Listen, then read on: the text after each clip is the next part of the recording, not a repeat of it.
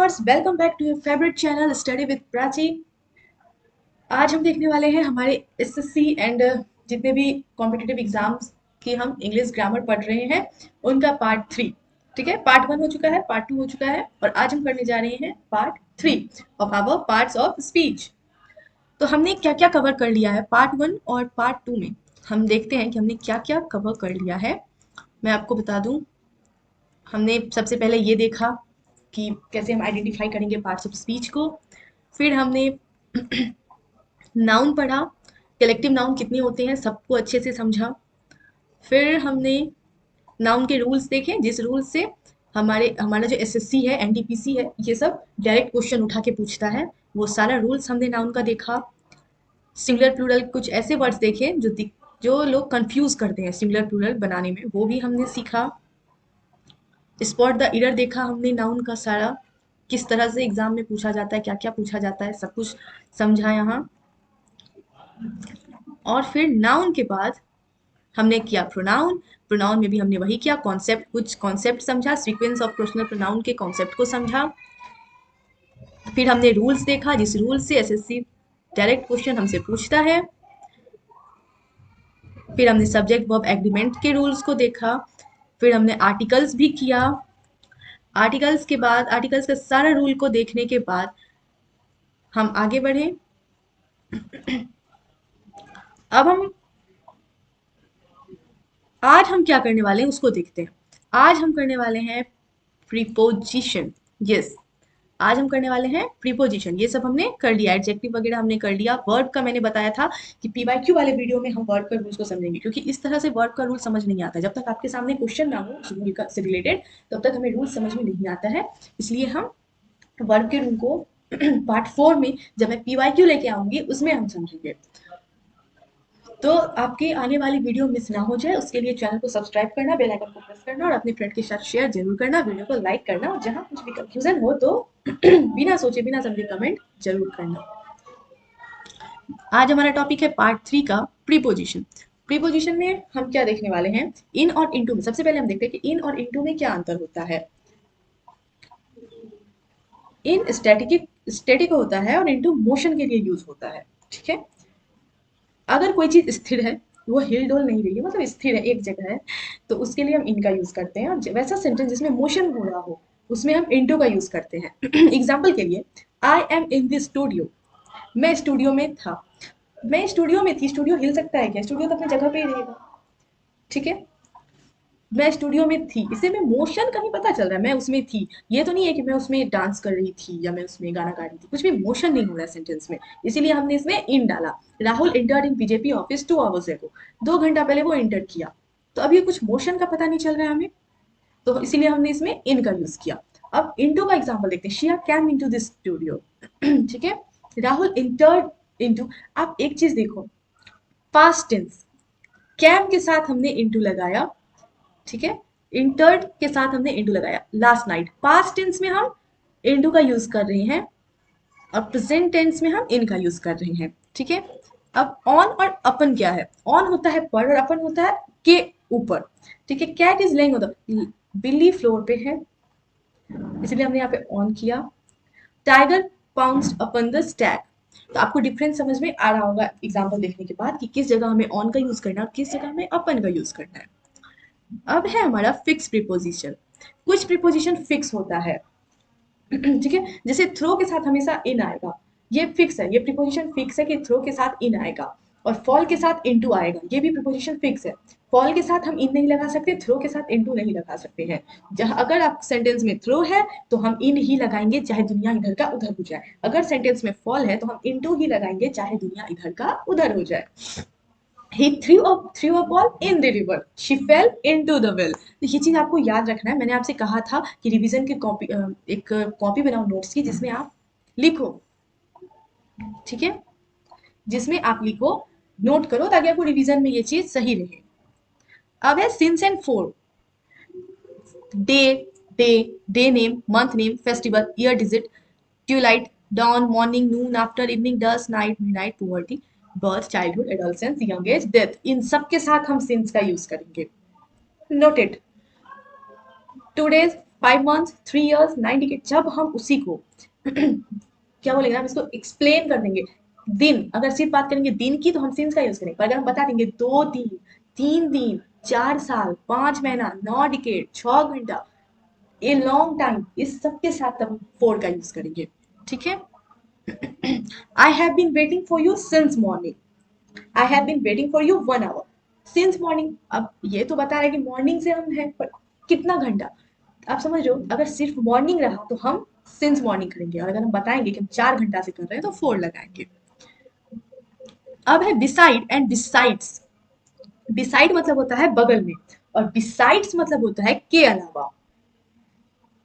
ठीक है। बिसाइड और बिसाइड, सिर्फ एस लगा देने से वर्ड का मतलब बिल्कुल चेंज हो जाता है, आप देख पा रहे हो। अगर रहेगा बिसाइड मतलब बगल में, mister Sharma always sits beside me in the meeting. ठीक है। ये ये देखो, ये है, ये ठीक है। Mister Sharma always sits beside me in the meeting. Mister Sharma हमेशा मेरे बगल में बैठता है, कब, मीटिंग में। और बिसाइड्स टीचिंग, टीचिंग के अलावा मिस्टर शर्मा डांस भी कर सकता है। ठीक है। तो आप देखो, मिस्टर शर्मा हमेशा मीटिंग में मेरे बगल में बैठा है, तो हम डिसाइड का यूज कर रहे हैं। पर अगर हम बात करेंगे के अलावा, मैं अ, पढ़ाने के अलावा डिसाइड्स टीचिंग खाना भी बना सकती हूँ, अच्छा खाना भी बनाती हूँ। I can cook as well. तो आप समझ रहे हो कि डिसाइड कहाँ यूज होगा और डिसाइड्स कहाँ यूज होगा, डिफरेंस आपको समझ में आ रहा होगा।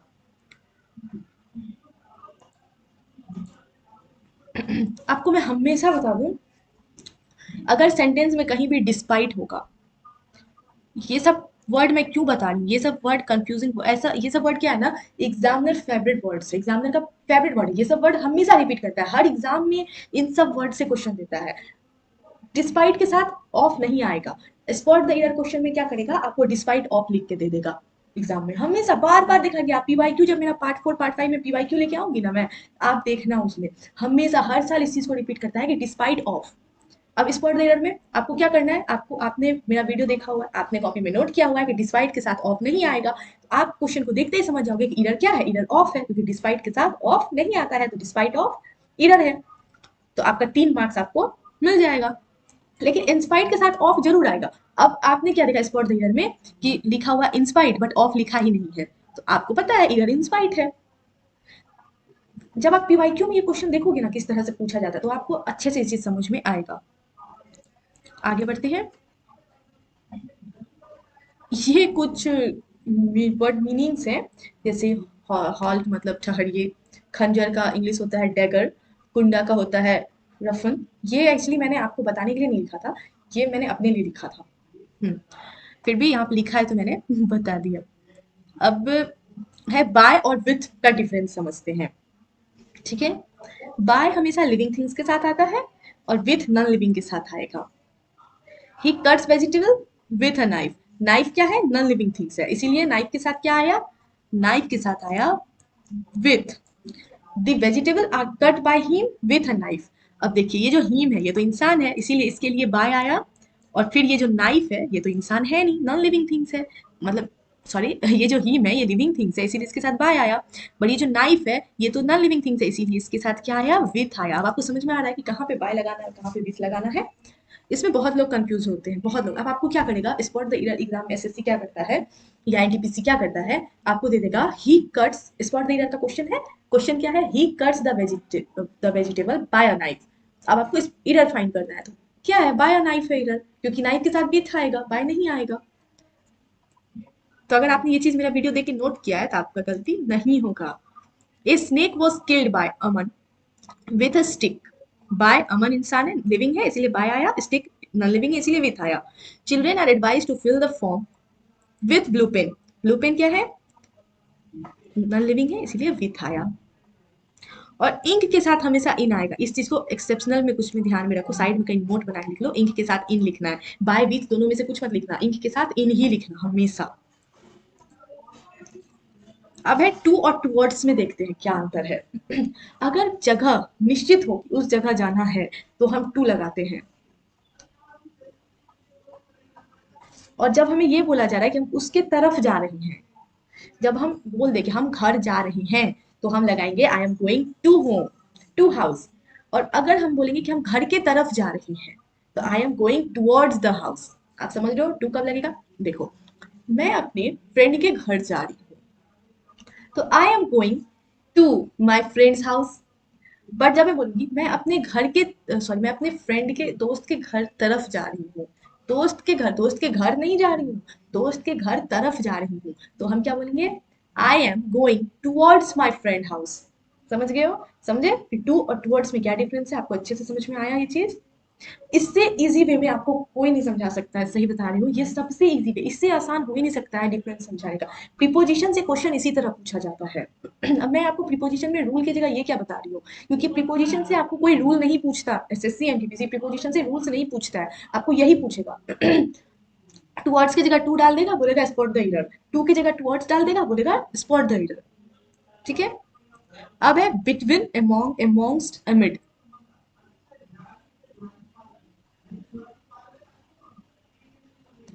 एसएससी अमोंग और अमोंगस्ट में डिफरेंस नहीं करती है। अच्छा, अच्छी बात है, अच्छा नहीं करती है। आपको मैं तो अमिड अनकाउंटेबल सेंस में हम यूज करते हैं, ठीक है। बिटवीन मतलब बीच में होता है, पता ही है।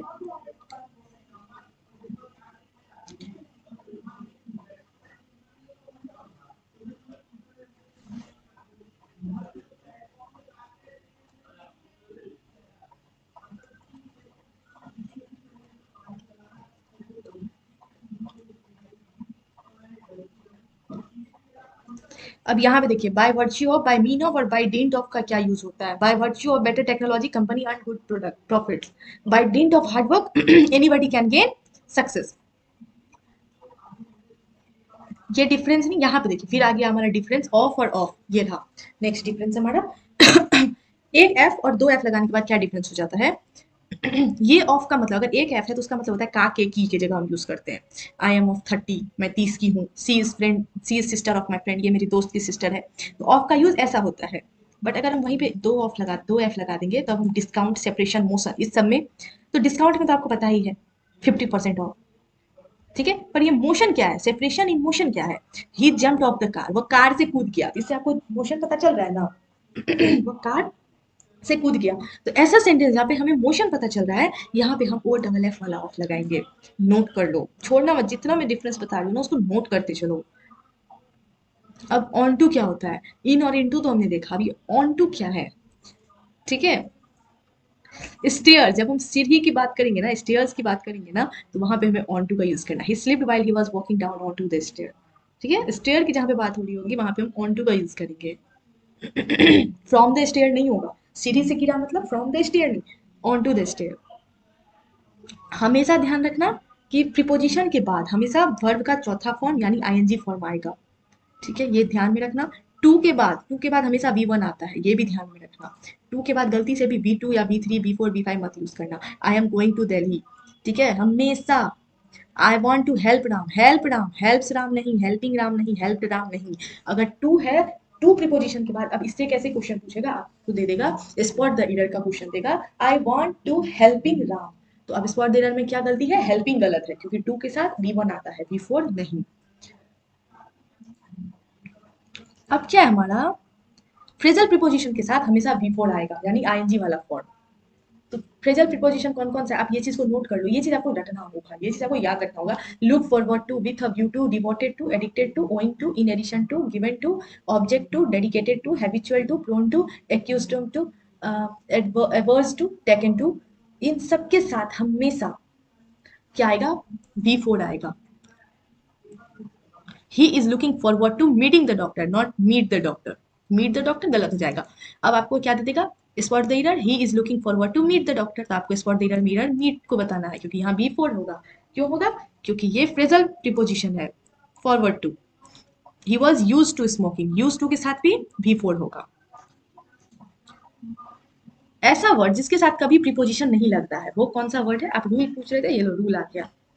वो कौन सा वर्ड है जिसके साथ प्रीपोजिशन हमें नहीं लगाना है? Inter, await, comprise, attack, stress, control, investigate, engulf, demand, resemble, order, discuss, describe, emphasis. इस सब के साथ गलती से भी प्रीपोजिशन मत लगा देना, गलत हो जाएगा।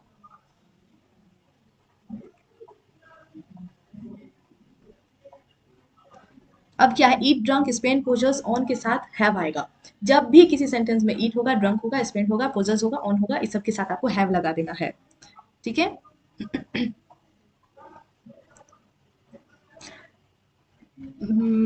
हैज के साथ जब आपको पेयर करना होगा, हेल्पिंग वर्ब और मेन वर्ब का पेयर कैसे बनता है? हैज के साथ हैड आता है, हैव के साथ हैड आता है, हैड के साथ हैड आता है। मतलब he had had the little water, I had before. अब ये क्या है? Would better, should better, would better than, should better than, would schooner, should schooner, इस जितना वर्ड है इस सब के साथ हमेशा भी वन आएगा। ठीक है? अब नॉन फिनाइट वर्ब्स क्या है? Use to, addicted to, habitual to, इस सब के साथ भी फोर आता है। ये तो बता ही दिया मैंने, ये सब बता दिया। अब है हमारा प्रीपोजिशन हो गया, अब है हमारा कंजक्शन। ठीक है? तो जैसा कि मैंने आपको पार्ट वन में बताया था कि मेरे हैंड राइटिंग को इग्नोर करना, मेरी हैंड राइटिंग इतनी गंदी होती नहीं है। मेरी हैंड राइटिंग वैसे, मैंने ये नोट्स जो है ना शायद नींद में बनाया था, इसलिए ऐसा हो गया, आप देख रहे हो। तो अब मैं देखती हूँ, रैदर और अदर के साथ देन आता है। कंजक्शन आपको पता है ना, कंजक्शन दो वर्ड को जोड़ने का काम करता है। तो अगर आपको रैदर और अदर दिखेगा तो आपको देन लगाना है। नथिंग और नथिंग एल्स के साथ बट लगता है, नेवर के साथ और, लिस्ट के साथ शुड, थाउट ऑल थाउट के साथ येट, सेम के साथ डेट लगता है। ठीक है? और इफ, वेन और एज सुन एज के साथ देन कभी नहीं आएगा, नोट करो। जैसे कि if I don't like him, तो देन नहीं आएगा, क्योंकि यहाँ पे इफ है तो देन नहीं आएगा। ठीक है? If I don't like him, I don't let her be in my home, with then नहीं लगाना है। I have no other choice then pay the bill. ठीक है? आप समझ गए हो ये? एपिटाइट मतलब होता है भूख, ध्यान में रखना, एपिटाइट मतलब भूख होता है। दो रीजन बताने वाले शब्द एक साथ नहीं आता है, जैसे कि so, because, hence, as, since, therefore, thus, that, why, ये सब एक साथ एक सेंटेंस में नहीं आएगा, एक से ज्यादा। अगर hardly, scarcely, no sooner starting में रहेगा तो सेंटेंस ऐसे बनेगा, hardly, scarcely, no sooner plus H B plus subject plus M B plus subject. मतलब हार्डली, फिर आ जाएगा आपका हेल्पिंग वर्ब हैड, फिर आएगा आपका सब्जेक्ट दी हॉकी, फिर आएगा आपका मेन वर्ब यानी मैच, और फिर आएगा आपका स्टार्टेड। ठीक है?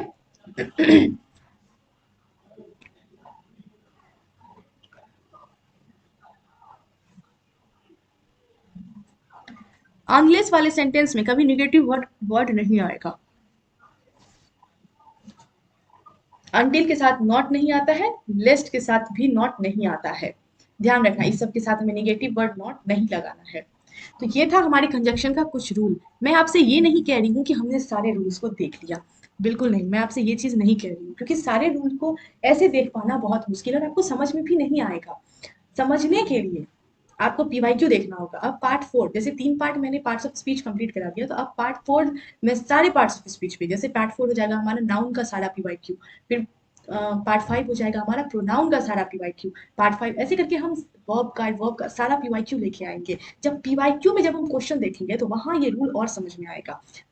क्वेश्चन देखते वक्त जब मैं आपको रूल बताऊंगी तो वहां आपको ये रूल और क्लियरली, ये रूल खोल के, जैसे कि मैंने आपको पार्ट वन में कहा था कि नोट बना लेना, क्योंकि वहां पे मैं दो वीडियो को एक साथ कैसे खोलूंगी, है ना? तो आपके पास अगर नोट्स में लिखा होगा रूल, जो रूल मैंने आपको बताया, नोट करवाया, आपके नोट में लिखा होगा, जब आप वो खोल के बैठोगे तो आपको समझ में आएगा, अच्छा रूल ये था, इसे किस तरह से क्वेश्चन एग्जाम में पूछ रहा है, ये चीज आपको समझ में आएगा। ये आपको खुद ऑब्जर्व करना होगा। हर कोई आपको एक ऐसे करके, आप नर्सरी के स्टूडेंट नहीं हो कि आपको हाथ पकड़ के एबीसीडी लिखाया जाए, आपको एब्जॉर्व करना होगा। जब मैं पीवाईक्यू करवाऊंगी तो आपको ध्यान देना होगा कि रूल कैसे लिखाया है मैम ने और क्वेश्चन किस तरह से आया है उसी रूल से। तो इसके लिए आपके पास नोट्स होना चाहिए। तो मैंने आपसे कहा था कि नोट्स बनाते चलो, नोट्स बहुत इंपॉर्टेंट होता है। और मैंने अपने नोट्स का, मैं चाहती तो कंप्लीट पीडीएफ डालती, बट मैंने ऐसा नहीं किया, मैंने उससे आपको नहीं पढ़ाया, मैंने पीपीटी से आपको नहीं पढ़ाया, मैंने नोट से पढ़ाया। जिस पीपीटी से मैंने नोट्स बनाया उस नोट्स से आपको समझाया, ताकि आपको मेहनत कम लगे। मैंने पीपीटी से छांटा, नोट्स की तरह उसको लिखा, तो वो मेहनत मैंने आपको बचाया।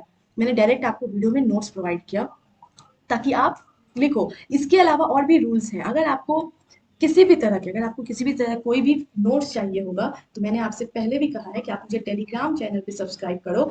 चैनल के जब आप डिस्क्रिप्शन में जाओगे तो वहाँ पे एक आइकन आता है जहाँ से आप ग्रुप पे पहुँच जाओगे। चैनल पे आप मैसेज नहीं कर पाओगे।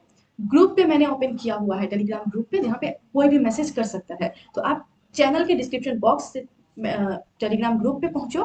ग्रुप पे जाके मुझे मैसेज करो कि इस चीज़ का पीडीएफ चाहिए, ये नोट्स का पीडीएफ चाहिए, और मैं टेलीग्राम चैनल पे वही पीडीएफ अपलोड कर दूंगी। ठीक है। अब टेलीग्राम चैनल आपको कहाँ मिलेगा, तो मेरे स्टडी विद प्राची चैनल के डिस्क्रिप्शन में आप जाइए। चैनल के डिस्क्रिप्शन में जाइए, वहां पे आपको इंस्टा की, टेलीग्राम की, हर चीज की लिंक मिल जाएगी। आप या फिर मैं इस वीडियो में भी टेलीग्राम की लिंक डाल दूंगी, डोंट वरी। इस वीडियो के डिस्क्रिप्शन में भी आपको टेलीग्राम की लिंक और फुल प्लेलिस्ट जिसमें पार्ट 1 है, पार्ट 2 है, और जिसमें आने वाले सारे पार्ट्स रहेंगे, उस सभी प्लेलिस्ट को भी की भी लिंक मैं इस वीडियो के डिस्क्रिप्शन में डाल दूंगी। आप डिस्क्रिप्शन चेक करो, टेलीग्राम ग्रुप पे जाके चैनल को सब्सक्राइब करो। चैनल पे सब्सक्राइब करने के बाद आप ग्रुप पे जाओ। ग्रुप पे जाने के बाद आप ग्रुप ज्वाइन करो और वहां पे मुझसे जुड़ जाओ, मुझसे बात करो, जो भी पीडीएफ चाहिए मुझे बताओ।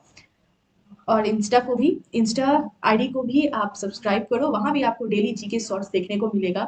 बहुत सारी इंफॉर्मेशन आपको इंस्टा पे भी मिलेगी।